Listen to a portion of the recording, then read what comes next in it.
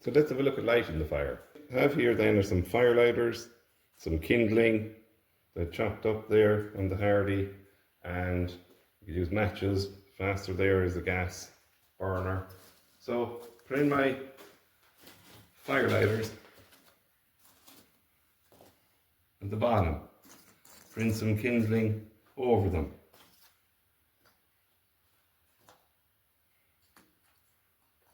All happening in front of the air. And you can see the way it's kind of a bowl shape that is scooped out.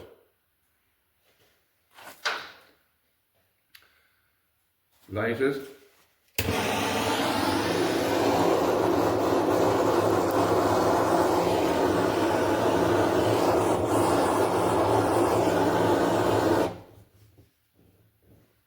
Get the gas out of the way. Let that start. There's no air turned on coming out the pipe yet. So what I get then are some of the big pieces of coal, and I'll add them in around it. I don't want to use small pieces yet because the small pieces will clog it up.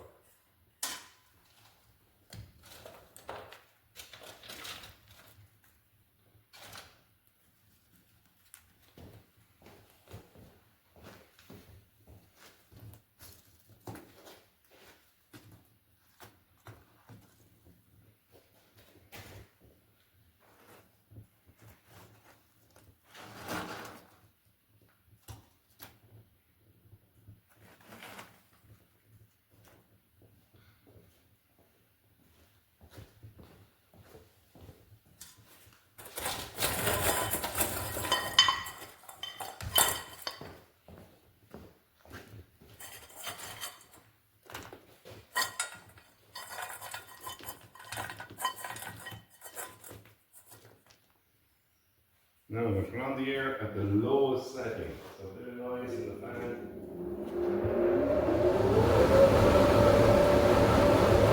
I'm going to add more lumps of coal in on top of that.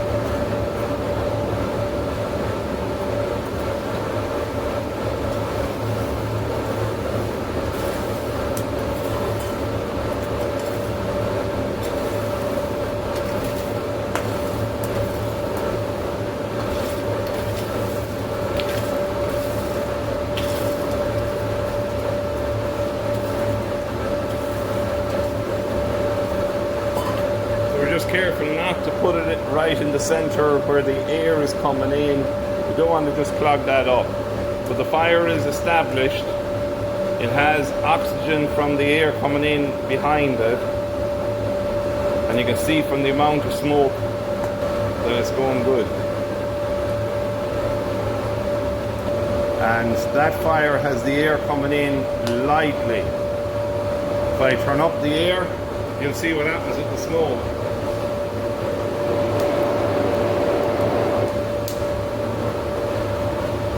That fire is getting established there now, so I'm going to get some more coal.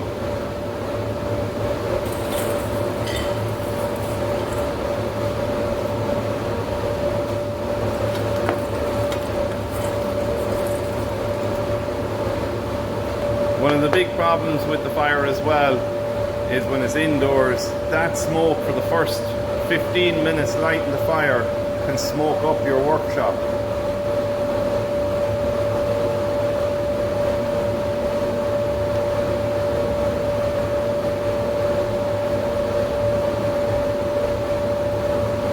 So to help with the smoke going up the chimney, you want to be setting up a draft, so as the heat builds up, that draft is where the heat is rising as it gets hotter, and you want that to establish itself in the chimney, and that's the whole part of the chimney and how the chimney itself works.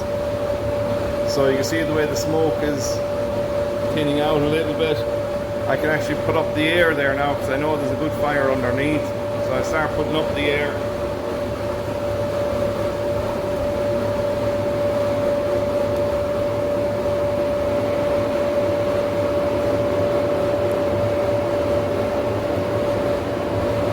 So you can hear the air and the fire in underneath. There's too much smoke coming out there now. So we turn it back a bit.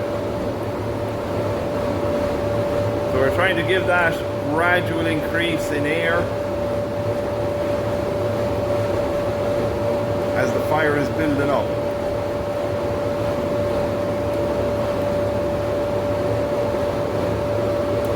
So it can be getting more fuel while that's all getting going.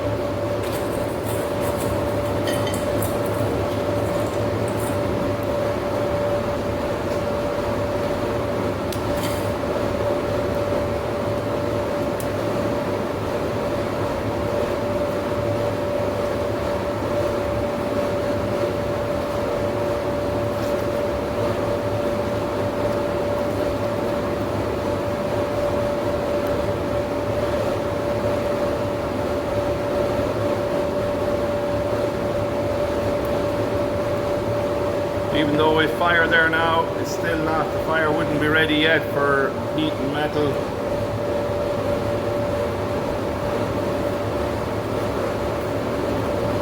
You can give the fire now a few taps, because that center where the fire lighters and the kindling were is starting to disappear.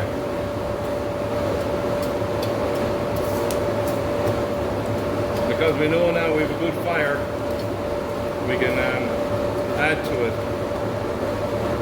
and use it. You don't have to be afraid of it now getting going.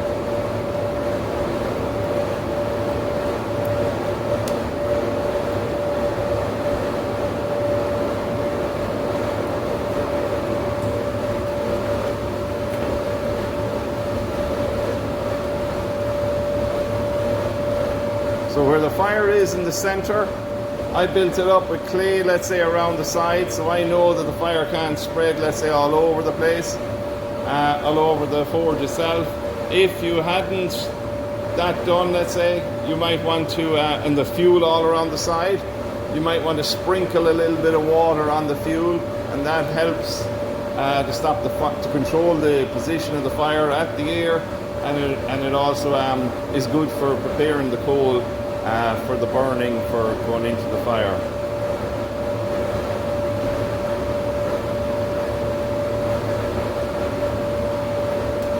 So with coal we have a lot more flames than we would have with coke, but the coke sparks more.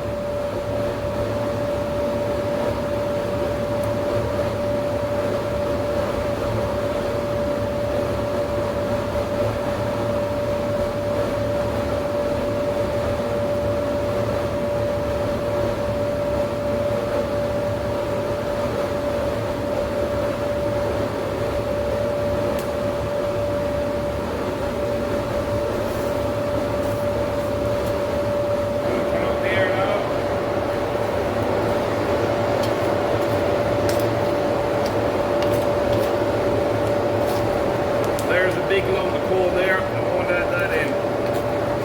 I'm going to start the next fire down low out of the way.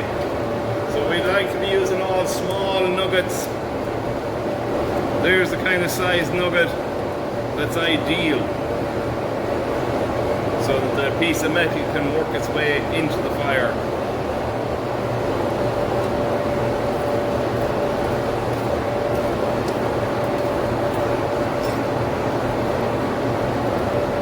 So the camera is showing the hottest part there, the flame has been white, but it's not white, it's a lovely orange is what it is.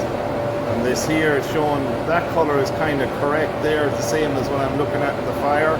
Inside here is just a slightly darker version of out here, and the camera is picking it up though, making it very white. The smoke is as good as gone, contaminants and so on is burnt away. So as we add small bits at a time, then we won't be getting much smoke.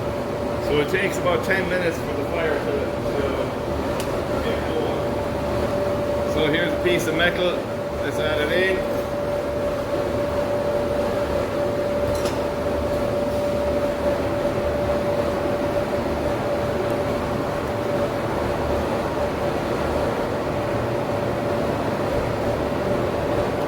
So we put a piece of metal into the fire.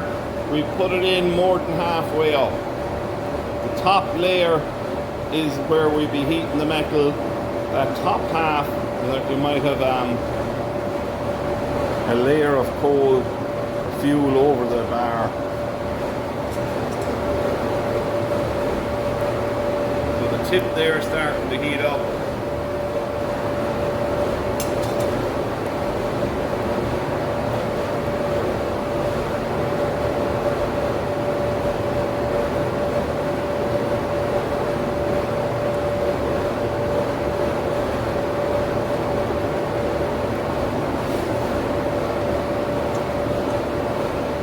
So make sure the tongs you're using holds the piece of metal correctly. As you put the piece of metal in and out of the fire, you want it just to be able to sit out like that if you can at one end, so that you can grab it with the tongs. There's our piece of metal coming out, and we're starting to get lovely colours there now for working. If we were going to do welding, we'd be doing a higher heat.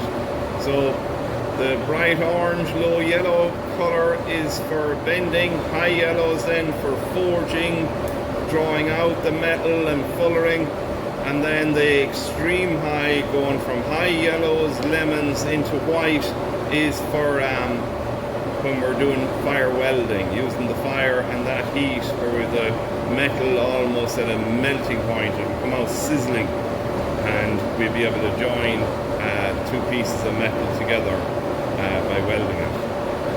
So you see there the way it's starting to cool down. So when we take the piece out of the fire, we're in no rush to get to the anvil. The anvil is set up there beside the fire, and we take our time and we get used to bringing the metal into the fire, out of the fire, over to the anvil, using the tongs, or else you'll be using a long bar that you can hold that doesn't overheat where you're holding it with your hand.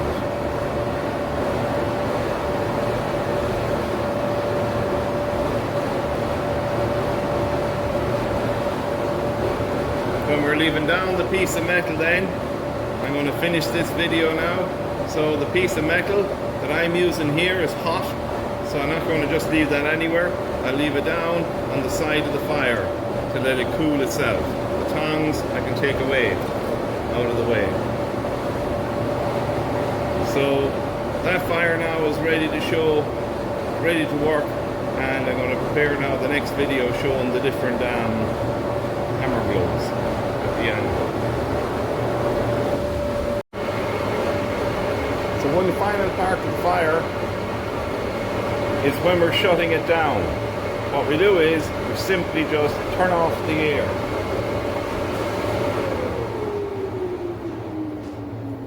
When we turn off the air, the fire gradually dies down.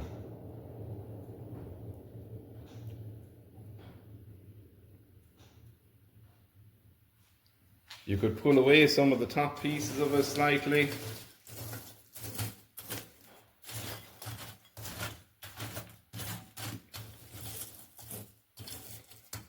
But you just let it die back itself gradually. Just make sure there's no build-up of fuel just around the edges of the fire. Let the fire die back before you leave the workshop. So here's preparing some kindling for lighting the fire. So I just chop up squares from old pallets, use the hardy, and chop.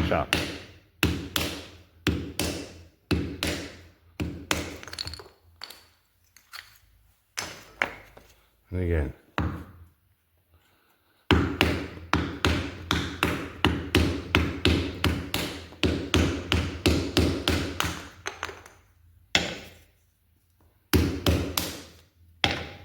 There we go.